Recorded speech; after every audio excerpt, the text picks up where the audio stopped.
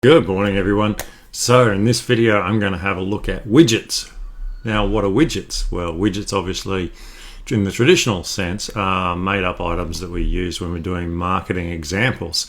So if this man sells 15 widgets and this woman sells 20 widgets, how many widgets did they sell together? We've all seen widgets used, but in the WordPress sense, widgets are things that go in places on your website. Now, more often than not, widgets go in sidebars. Now, they can also go in footers and any other place, realistically, if you use another plugin to create extra widget areas. But traditionally, sidebar, footer are widget areas. 99% of people will only use them in the sidebar. So what's the sidebar? Well, the sidebar generally on a WordPress site is only found in the blog part. So this side here is known as the sidebar. So you can have a left sidebar or a right sidebar. Traditionally, it's on the right side. The reason it's on the right side is the psychology of it. When people use their mouse, a large percentage of people are right-handed. So therefore their mouse moves from the right to the left when they're operating it. So they come across to do things, then they go back. Come across and go back.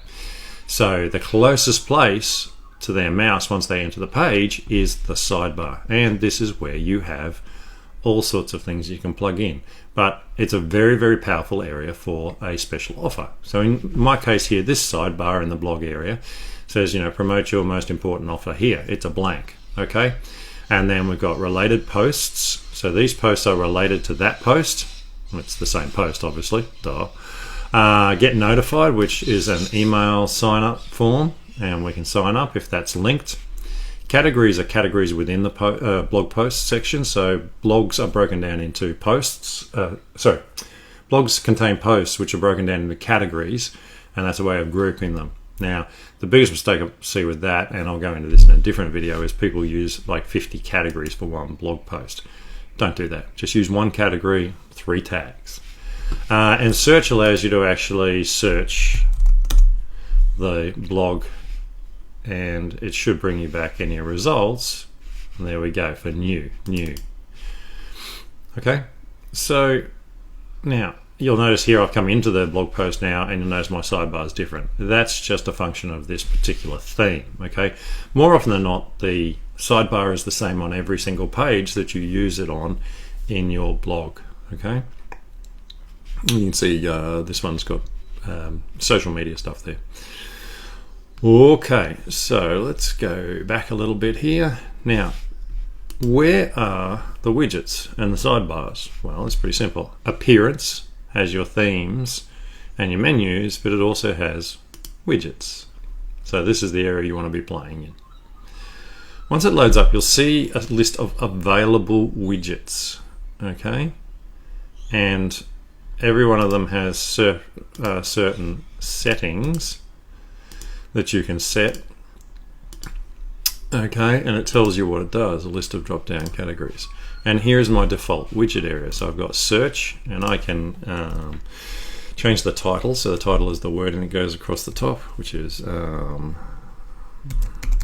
look it up, for example. Recent posts we saw.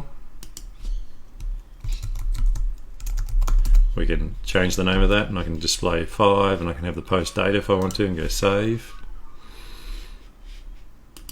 Now if I go here, this probably isn't going to affect this one, only because this isn't the standard sidebar. Okay, and if I want to add something, so if I want to add audio, all I need to do is drag it across here wherever I want it. If I collapse these down, I can move them up and down. So it works like the menus, drag and drop. Title, add audio, and if I click here, it'll allow me to search a audio file, and I can upload one if I need to. Okay. If I don't want it, I can click delete, and it will remove it from the sidebar.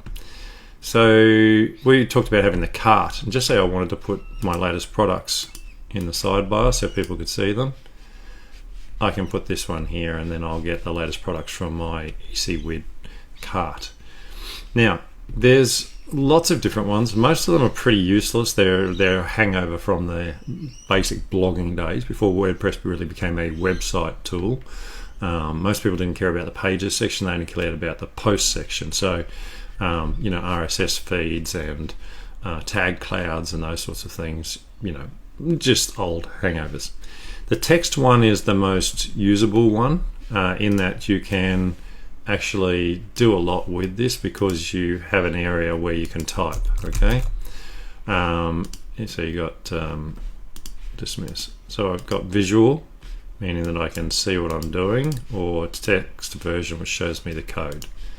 I can also insert media in there. So if you were using a plugin from, say, MailChimp, some embed code or something like that, if you switch to text and post it in here, the text one will work. But as you saw just a minute ago, there is a special one here now called custom HTML, and this one's a much better one if you're using embed code. So it's not uncommon to use a form or something in the sidebar to capture people's email addresses.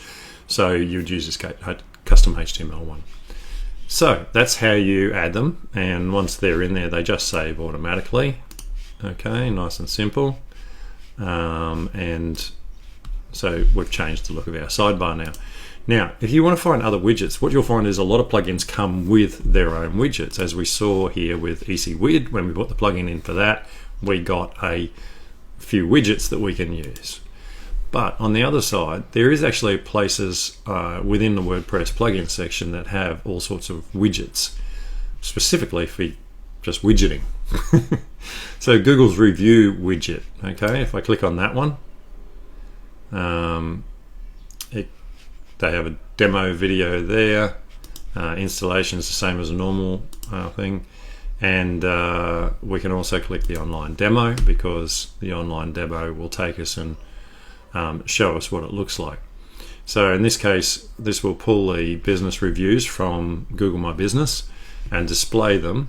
And you've got, you know, sliders. You can have lists like this with the boxes or no boxes, grids, and just badges. So actually a pretty helpful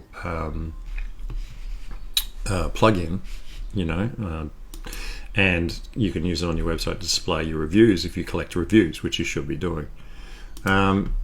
So that's an example of a widget, and then because it's a widget, we can drag it into the sidebar area or the footer, wherever we can put widgets. So let's just come back to where we were in the widgets, and you'll see there's all sorts of other ones. Contact widgets, so contact forms.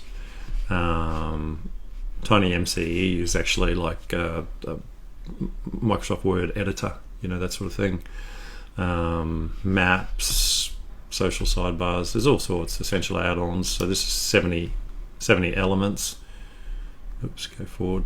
70 elements for Elementor to put in the sidebars. So postgrids, timelines, team members.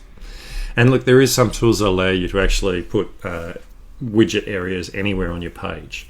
And so you can find those as well. So you can add widget areas to anywhere on your website. So look, that's widgets and sidebars. Again, pretty simple. Again, appearance, widgets, drag and drop, reorder, whatever you want to do. And then when you go and refresh your page, you'll see them there. So I hope this helps you understand widgets a bit better. And they are really, really powerful, because that's how you get stuff in the sidebar without having to code it. And also, because they're dynamic, you can remove them, and straight away the effect is the same across your whole site, wherever you've got a widget area or a sidebar. Have a good day. Catch you in the next video.